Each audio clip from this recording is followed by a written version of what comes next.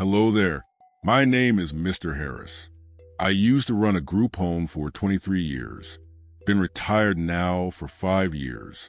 But some nights, I still think about those kids. Tonight, I want to tell you about Tommy. Tommy Martinez.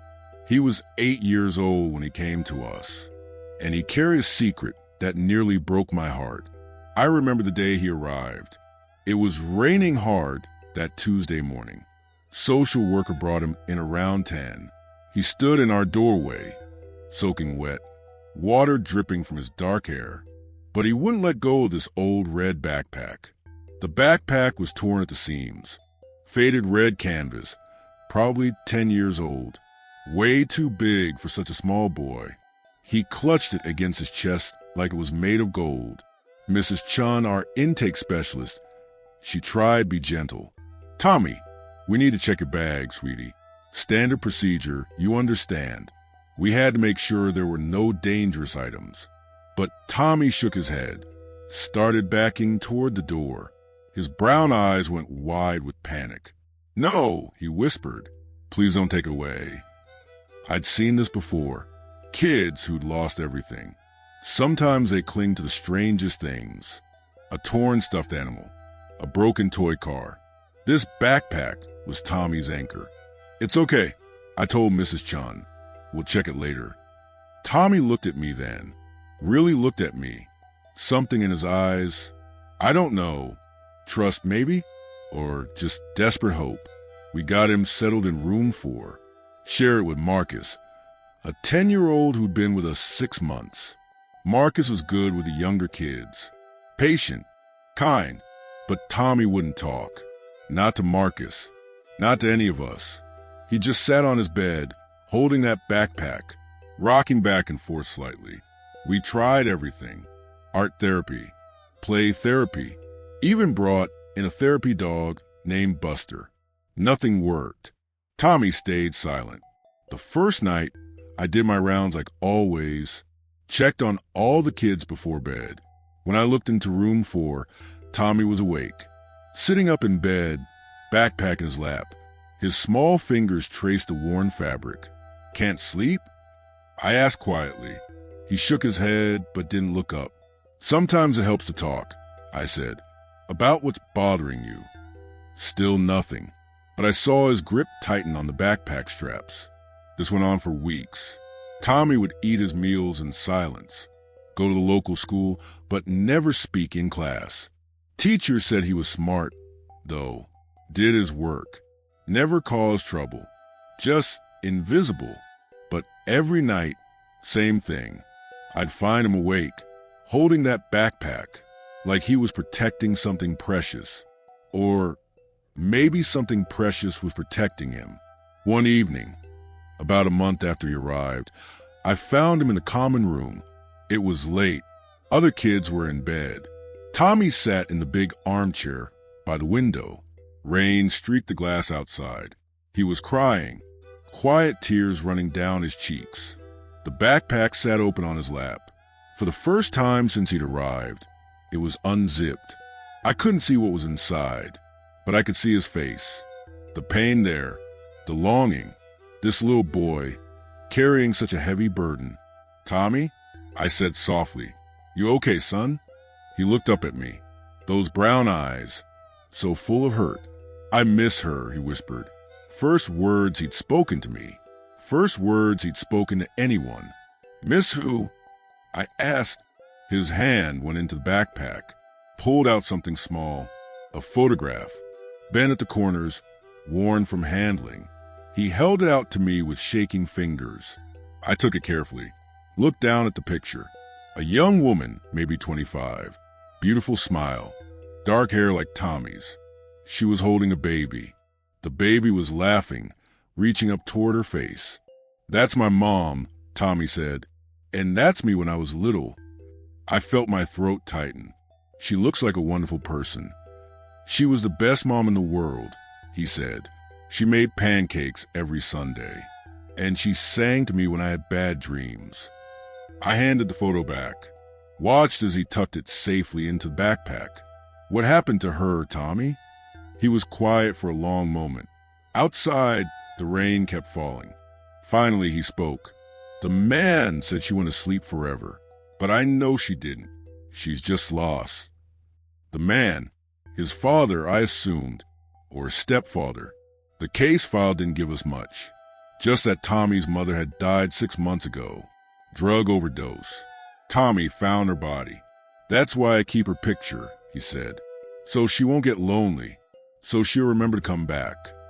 My heart broke a little more. This child, thinking his mother was just lost, waiting for her to find her way home.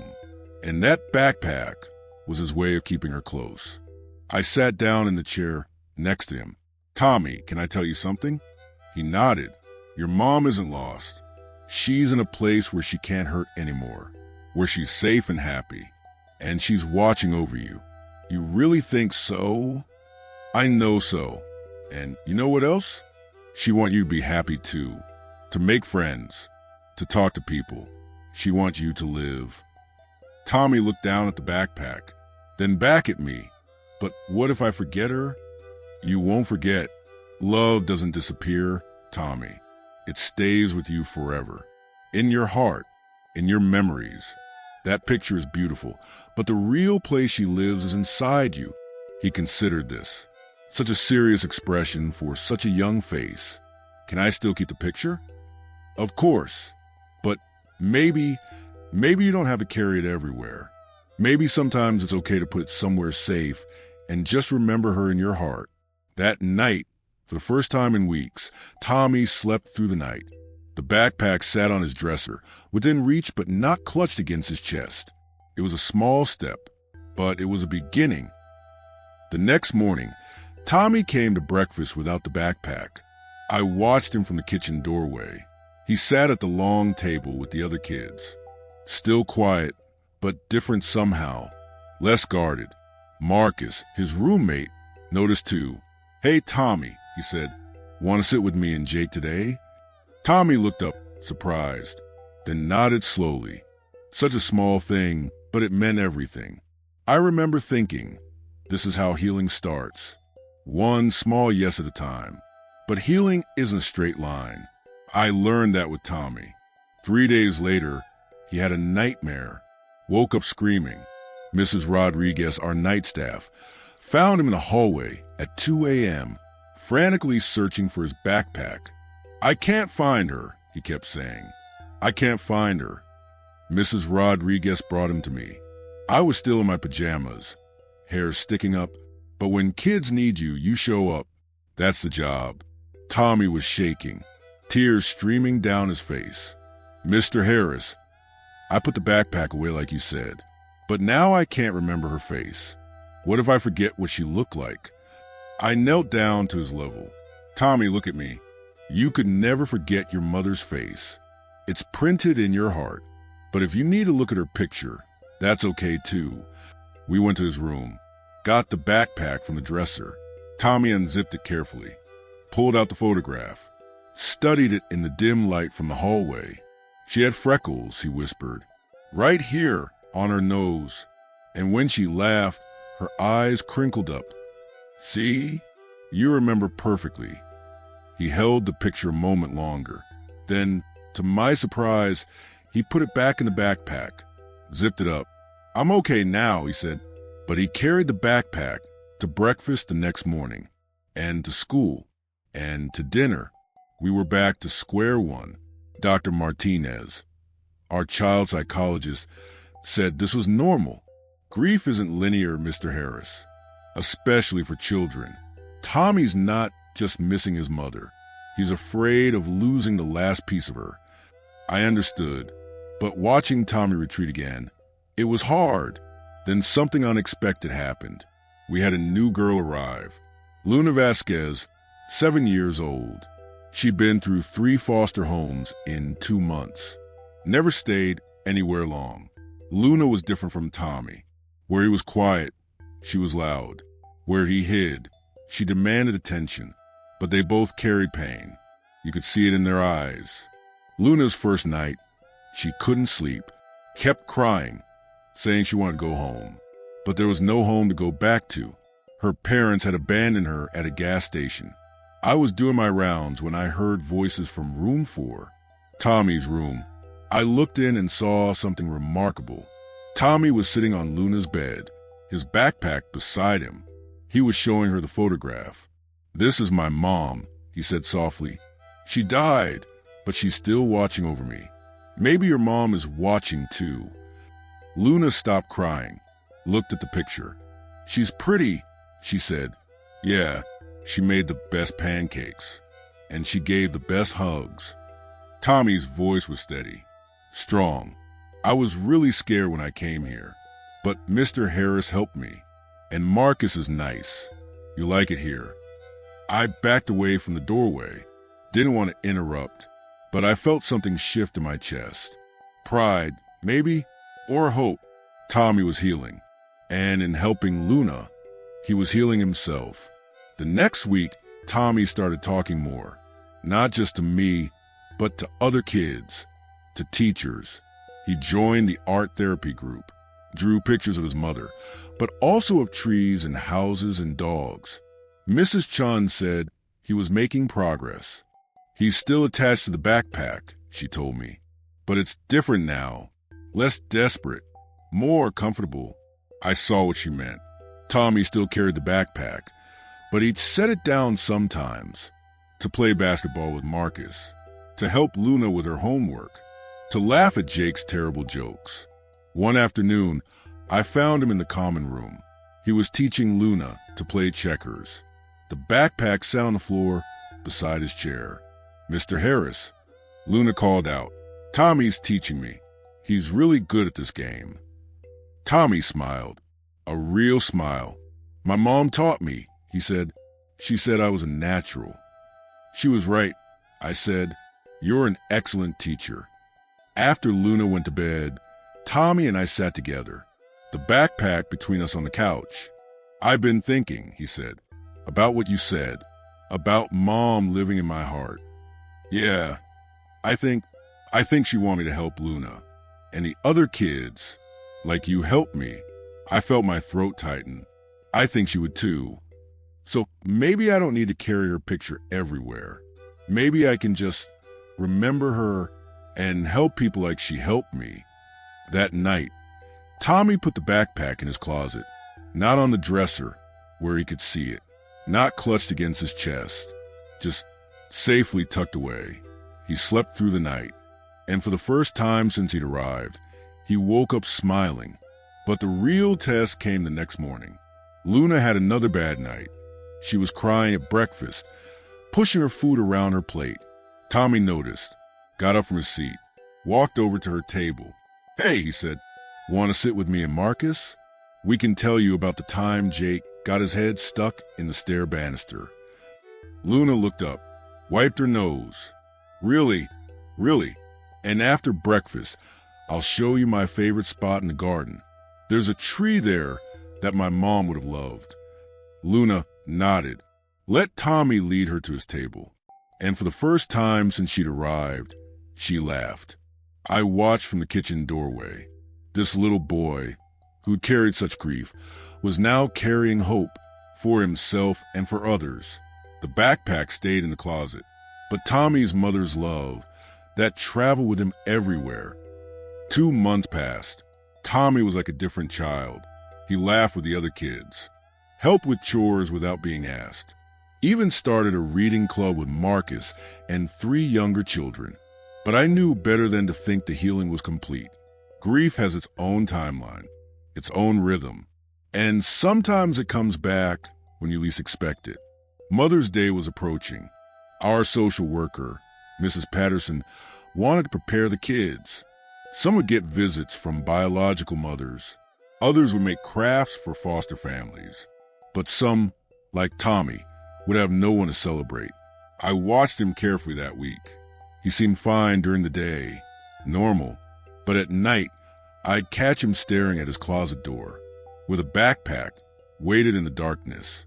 The Friday before Mother's Day, Tommy came to my office.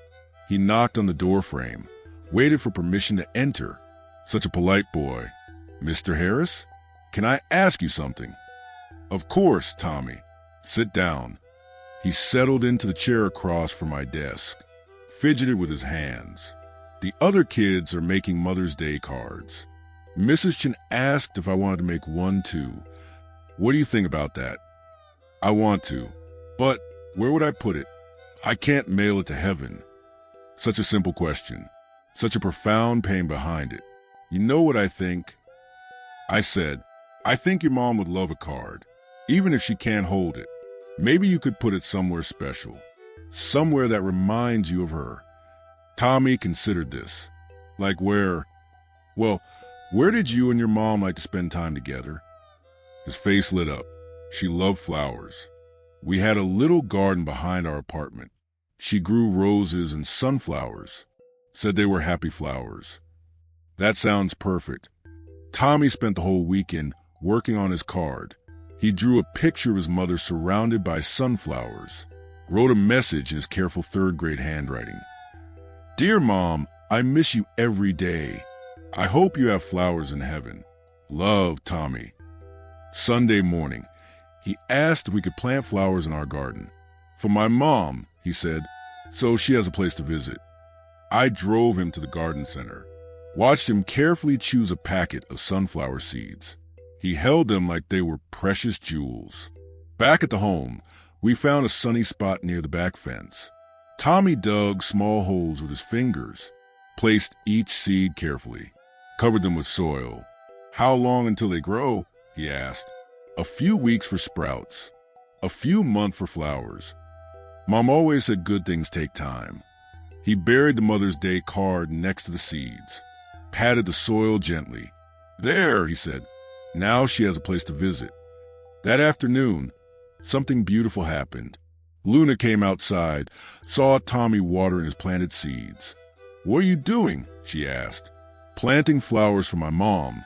Tommy said, Want to help? Soon. Half the kids in the home were out there, each one planting something. Flowers for missing parents, vegetables for grandparents, herbs for foster families who'd given up on them. Mrs. Chun came to find me. Look at this, she said. Tommy started something special. I watched from the kitchen window. Tommy in the center of it all, teaching Luna how to plant marigolds, helping Jake with his tomato seedlings, making sure everyone had enough water. He's become a leader, Mrs. Chin said. A helper. Your mother would be proud. That night, Tommy slept peacefully. The backpack stayed in the closet. But before bed, he looked out his window toward the garden. Good night, Mom, he whispered. I planted you some flowers. 3 weeks later, tiny green shoots appeared. Tommy checked on them every morning, watered them every evening, talked to them like they were old friends. Look, Mr. Harris, he called one morning. They're growing. I came outside. Sure enough, small sunflower seedlings pushed through the soil. Your mom would be so proud, I said. I know, Tommy said. I can feel her smiling. By June, the sunflowers were knee-high. Tommy took a photo with our instant camera, carefully placed it in his backpack. Not the desperate clinging of months ago, just a son sharing his accomplishment with his mother. The other kids' plants were thriving too. Luna's marigold blazed orange and yellow. Jake's tomatoes were forming small green fruits. Our garden had become a place of hope. But the real miracle was Tommy himself. He'd found a way to honor his mother's memory while building a new life. The backpack was still important to him, but it was no longer his whole world. One evening, I found him in the garden. He was sitting cross-legged between the sunflower rows. The backpack beside him, open, he was writing in a small notebook. What are you writing? I asked. A letter to my mom, he said, about everything that's happened. About Luna and Marcus and Jake. About the garden. About how I'm doing okay. That's beautiful, Tommy. He looked up at me. Those brown eyes, one so full of pain, now sparkled with something else. Hope. She always said I was a good storyteller. I want to keep telling her stories. I think she'd love that.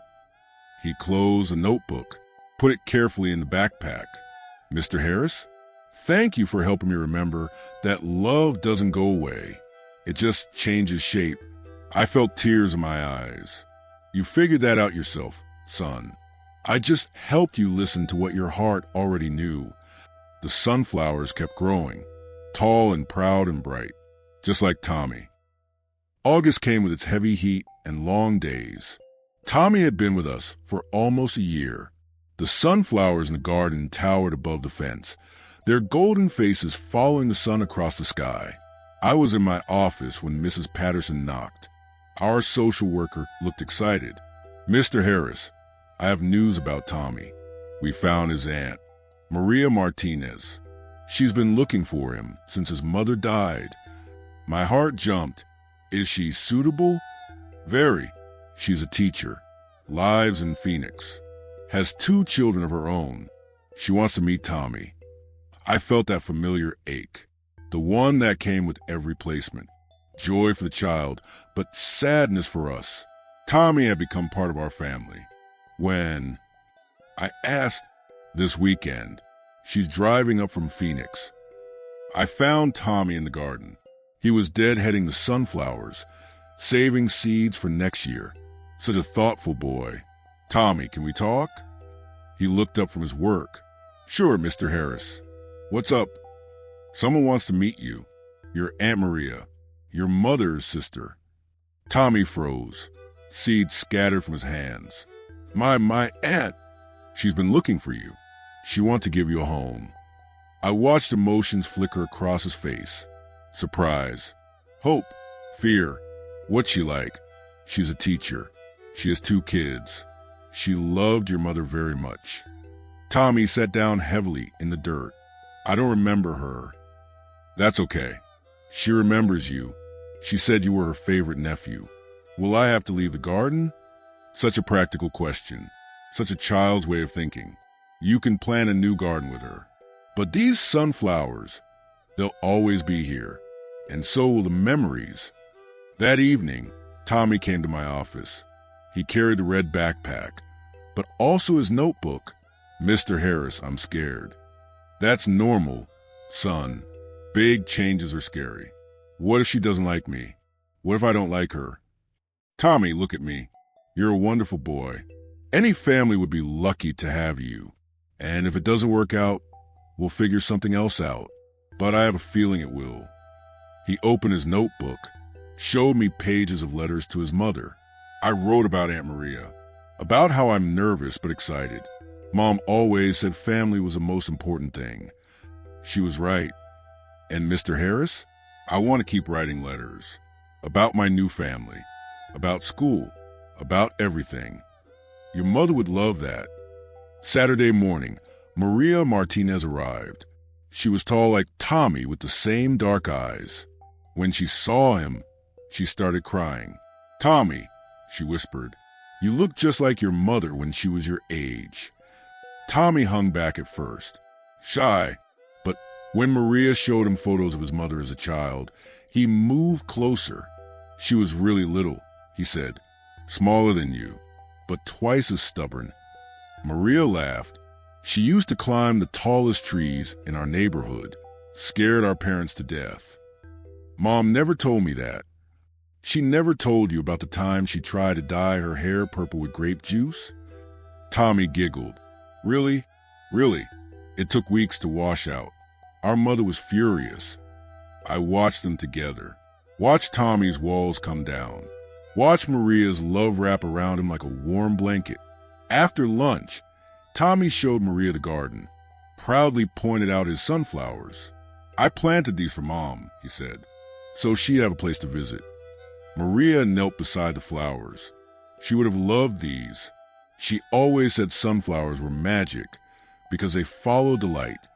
"That's what I do now," Tommy said. "I follow the light."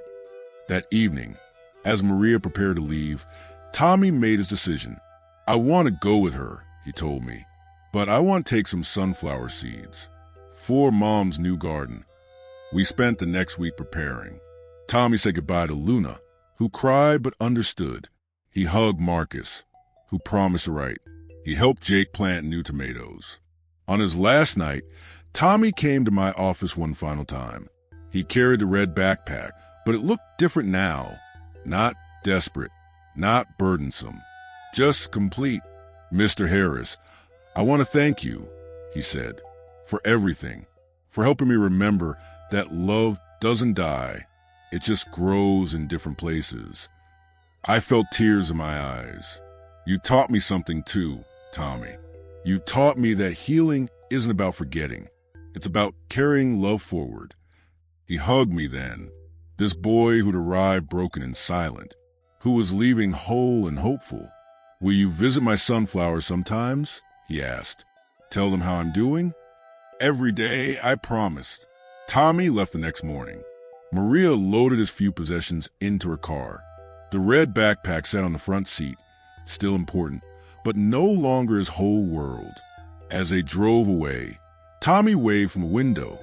I stood in the garden, surrounded by his sunflowers, tall and proud and bright.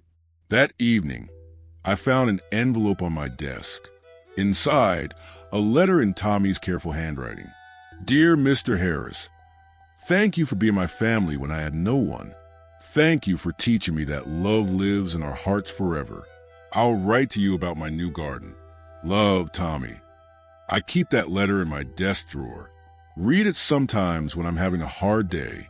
It reminds me why I did this work for 23 years. Some stories don't have happy endings, but Tommy's did, and that makes all the sleepless nights worth it. Well, that's enough for tonight. Thank you for listening to an old man's memories. Tomorrow, maybe I'll tell you about Luna or Marcus or one of the other kids who touched my heart. Until then, remember what Tommy taught me. Love doesn't die. It just grows in different places. Good night.